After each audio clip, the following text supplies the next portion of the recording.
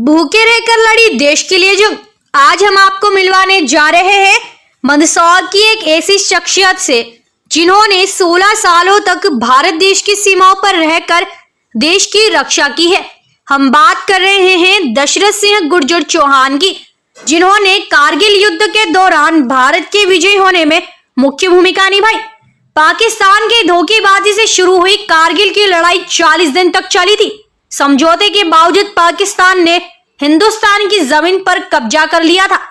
पाकिस्तानी सैनिकों के साथ आतंकवादी भी हमारे बंकरों में बैठ गए थे। दशरथ सिंह चौहान ने बताया कि जंग छिड़ने के शुरुआती 3-4 दिन तो कुछ भी पता नहीं रहा। खाना पीना भूलकर वो मिशन पर डटे रहे। चारों तरफ से गोलियां बरस रही थी।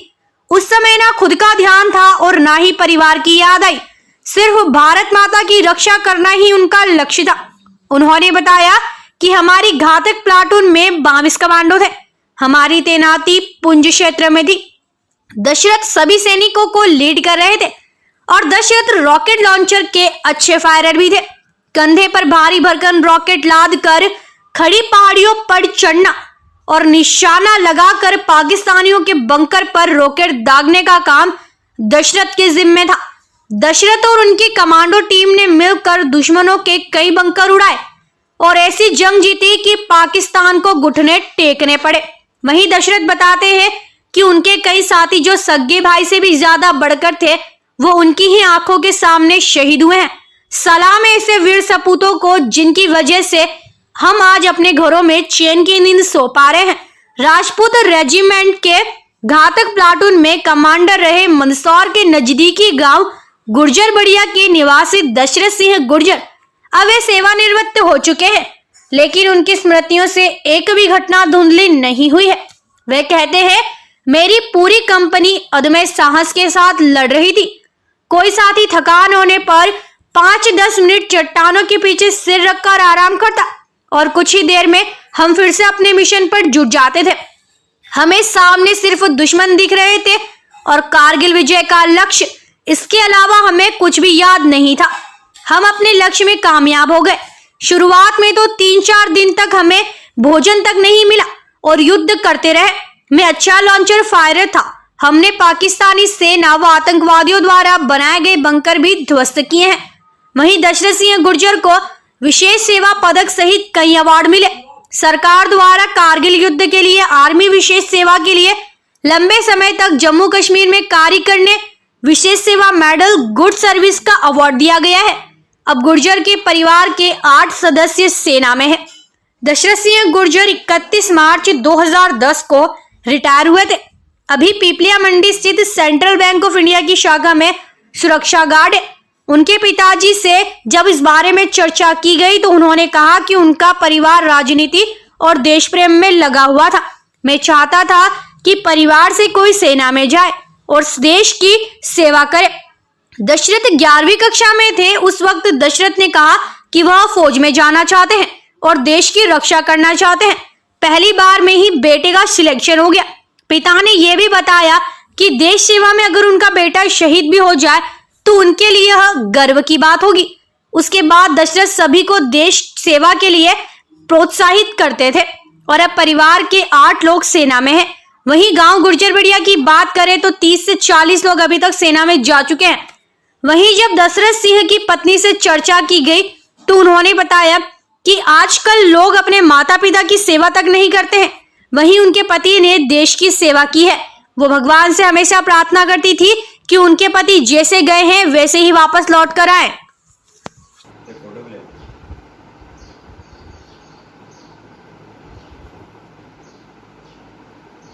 राम कन्या जी बताएं कि आपके जो हस्बैंड हैं वो लगभग 16 साल तक अपनी फौज में सेवाएं देते रहे। कभी याद आई, कैसा लगा, क्या आपकी फीलिंग रही है अभी तक? सर याद तो रोज़ ही करते थे। भगवान से यही प्रार्थना करते थे कि वो लोग बाग अपने माता पिता की सेवा नहीं कर सकते। वो देश के लिए गए तो भगवान जैसे गए उनको वैसे ही सुरक्षित घर ले आए। मेरे 2 बेटे छोटे छोटे बच्चे थे तो मम्मी पापा के पास रहती थी। मैं 2 छोटे देवर थे, वो हम सब साथ में रहते थे। तो बच्चे भी याद करते थे तो हम यही समझाते थे, पापा गए बेटा कुछ काम करने गए, आ जाएंगे, वो सही आएंगे, वापस आ जाएंगे। और अभी भी हम बच्चों को यही शिक्षा देते हैं, जैसे पापा बने वैसे बनना बेटा। अपन को किसी से कोई ऐसे गलत तरीके से फील नहीं होना चाहिए किसी के, उनके बेटे ऐसे। जैसे पापा का नाम है और पापा ने देश में सेवा करी, वैसे आप लोगों को भी बनना है। वैसे हम बच्चों को यही शिक्षा देते हैं अभी। बड़े गर्व का विषय है कि हमारे मंदसौर से जो एक फौजी हैं और करगिल युद्ध में शरीक हुए। आज पहली बार मुझको पता चला कि वो आपके साहबजादे आपके बेटे हैं। तो जिस तरह से उनका एक 16 साल का सफ़र अपनी फ़ौज के अंदर रहा और देश सेवा उन्होंने की, क्या आपके मन में जज्बा था जब ये पढ़ाई कर रहे थे? क्या सोचा था एक फ़ौज के अंदर जाना, परिवार से दूर रहना, क्या फील किया उनके साथ आपने? मेरा परिवार जो है, मेरे पिताजी देवीचंद जी चौहान किसानों में काम करते थे। वे स्वतंत्रता आंदोलन में भी भाग लिया उन्होंने, और वो मंदसौर पूर्व क्षेत्र से विधायक भी रहे। हमारा पूरा परिवार राजनीति और देश प्रेम में लगा हुआ था। और जब ये मेरा बेटा 9-10 तक 11वीं पास हुआ तो इसका कहना था कि मैं फ़ौज में जाऊँ। तो ये हमने कहा जाओ। वो ये फ़ौज में परीक्षा देने के लिए, प्रवेश के लिए गया। पहली बार में ही सिलेक्शन, इसको पहली बार में इतना बढ़िया काम किया तो सिलेक्शन हो गया और ये इसका अपॉइंटमेंट हो गया फ़ौज। तो हम चाहते थे कि हमारे परिवार का कोई आदमी, कोई हमारा परिवार का सदस्य देश की रक्षा के लिए जाए। तो ये बड़ी गर्व की बात है कि जैसे ये दशरथ जो मेरा बेटा फ़ौज में गया तो हमारे परिवार के 8-9 मेंबर, मेरे बहन के लड़का, मेरे भाई का लड़का, मेरी बेटी का लड़का, मेरे भतीजे, 8-10 लोग भारतीय सेना में काम कर रहे हैं। और सबसे बड़ी बात है कि मेरा छोटा भाई गोपाल सिंह जो है, वकील साहब है, उनका एकमात्र लड़का, एक लड़के के बाद उसको भी उसने फौज में भेज दिया दशरथ की प्रेरणा से। दशरथ ने कई लोगों को प्रेरित किया। हमारे गांव, गुजर बढ़िया गांव के निवासी हम लोग हैं, वहाँ से 30-40 लोग फौज में जा चुके हैं अभी तक। और निरंतर ये प्रयास करता है दशरथ। करगिल युद्ध के दौरान जो एक आपका सफ़र रहा है, वो किस तरह का रहा है और क्या क्या उस समय आपको किस दौर से गुजरना पड़ा है? कारगिल लड़ाई जो है वो क्या है कि एक पाकिस्तान की सोची समझी जी घुसपैठ थी। और कारगिल लड़ाई के समय में, जिस समय कारगिल लड़ाई स्टार्ट हुई है, अपनी स्टार्टिंग में पेट्रोल गई, फायरिंग चालू हुई तो पता चला कि यहाँ तो पाकिस्तानी आके बैठे हुए हैं। फिर वापस अपनी फ़ौज के बटालियन के वहाँ से उस तरीके से रेकी किया गया और लड़ाई स्टार्ट हुई। तो कारगिल लड़ाई स्टार्ट हुई उस समय 99 की बात है ये। उस समय हम भी जम्मू कश्मीर में ही थे। कारगिल लड़ाई के अंदर हमारा जो काम था वो रॉकेट लॉन्चर का था। मैं रॉकेट लॉन्चर का गुड फायरर हूँ, मेरा सपोर्टिंग फायर था उस पर। और हमारी देश की सेना ने दुश्मन की इस तरीके से हालत ख़राब करी कि जो वहाँ रुका वो मर गया और जो भाग गया वो अपनी जान बचा के वापस भाग गया होगा। जो वहाँ था वो पोस्टों पे उसको सबको ढेर कर दिया गया था। और माता पिता का आशीर्वाद से, भारत माता का आशीर्वाद से सेना के अंदर मैं 94 में गया था। 16 साल की नौकरी में मुझे 12.5 साल जम्मू कश्मीर की नौकरी करने का सेवा मिली। और ऊपर वाले की कृपा ऐसी रही, भारत माता का आशीर्वाद से, माता पिता का आशीर्वाद से, कि कारगिल लड़ाई का लड़ने का मौका मिला। और कारगिल लड़ाई में अपनी सेना ने बहुत गजब का काम किया। कम से कम अपना नुकसान हुआ और दुश्मन को भारी तादाद में नष्ट किया और आज अपन फतेह करके बैठे हुए हैं। मैं 16 साल की नौकरी में 12.5 साल जम्मू कश्मीर की नौकरी करके 2010 में मैं पेंशन आ गया। आज मैं बैंक में हूँ, सेंट्रल बैंक ऑफ इंडिया में, और अभी भी आपके सामने स्वस्थ हूँ। जिस तरह से आपने वहाँ पर अपना जंग लड़ी है और दुश्मनों को लोहा मनवाया आपने, कितने दिनों तक ये सफ़र आपका जंग का चलता रहा और किस तरह की तकलीफ़ें आपको वहाँ पर आई?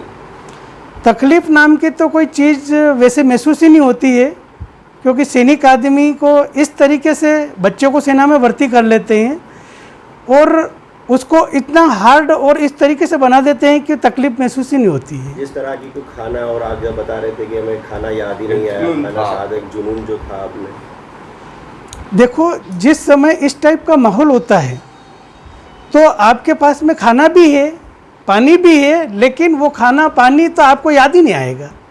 वहाँ पे इस टाइप का माहौल हुआ। फिर बाद में क्या हुआ कि धीरे धीरे 2-3 दिन बाद ऐसा माहौल बन गया और आदत से बन गई। और साथी जो होता अपना बड्डी, उसके साथ में 2 मिनट 5 मिनट चल मैं रेस्ट कर लेता हूँ तो देखना, और वो साथी देख रहा है, इतने में आपने रेस्ट भी कर लिया, खाना खाया, पानी पीना हो, जो भी करना हो आप अपने बड्डी को बोल दिया कि भाई मैं देखना, मैं 2 मिनट रेस्ट कर रहा हूँ या पानी पी रहा हूँ या खाना खा रहा हूँ, समय समय पे से अपना टाइम निकाल के रेस्ट। आपने जो जज्बा था आपका, और कितने रोज तक आपने खाना नहीं खाया और दुश्मनों से आप लड़ते हैं?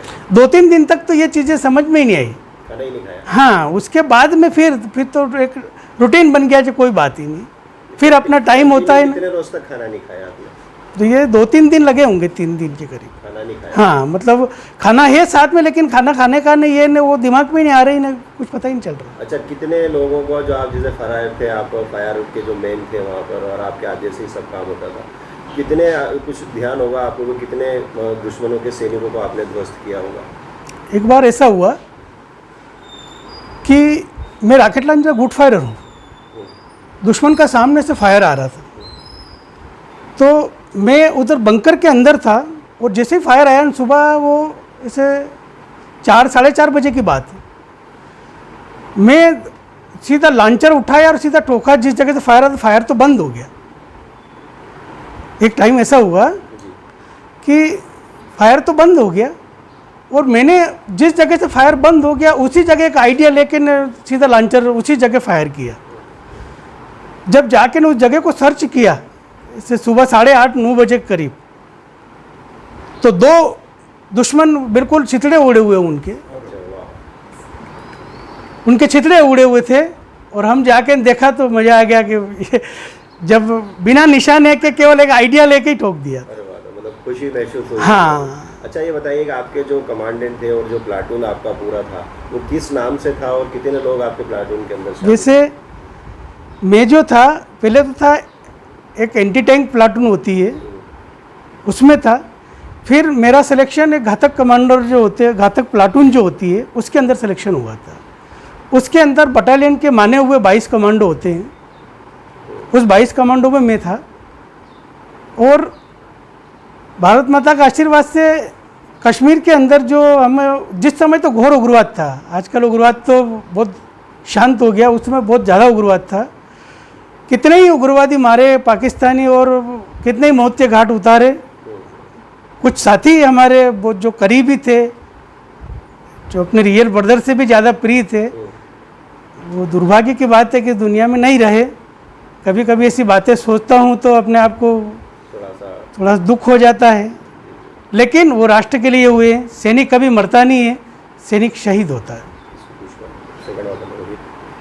जिस तरह से आप 16 साल तक घर परिवार से, अपने बच्चों से और माता पिता से दूर रहे, और आपने वहाँ पर एक देश के लिए जो इतने समय का जो अपनी लाइफ का बलिदान दिया, उसमें कुछ ऐसा क्षण आया कि एक परिवार की याद आई हो और यहाँ आप आना चाह रहे थे, आ नहीं पाए? हाँ, ऐसा महसूस तो होता है। कई बार ऐसा है कि लंबा समय हो जाता है घर आए हुए, तो घर की याद आती है, लेकिन घर पे हमारे माता पिता, हमारे पिताजी मोहन सिंह जी चौहान वकील साहब,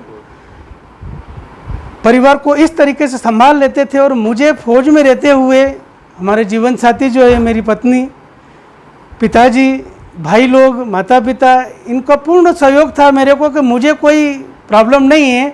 खुदा न खास्ता मैं राष्ट्र की सेवा में शहीद भी हुआ तो सुनहरा अवसर है, लेकिन मेरे परिवार को, मेरे बच्चों को कोई प्रॉब्लम नहीं आएगी, ये मुझे पूर्ण विश्वास था। आपके 2 बेटे हुए। हाँ। आपको बेटे की खुशियों का दूरभाष से या मौखिक तौर पर आपको वहाँ पर जानकारी मिली होगी। हाँ, तो ये क्या फील हुआ था उस समय? एक बेटा मेरा 99 में हुआ था। जी, अरे वाह। हाँ।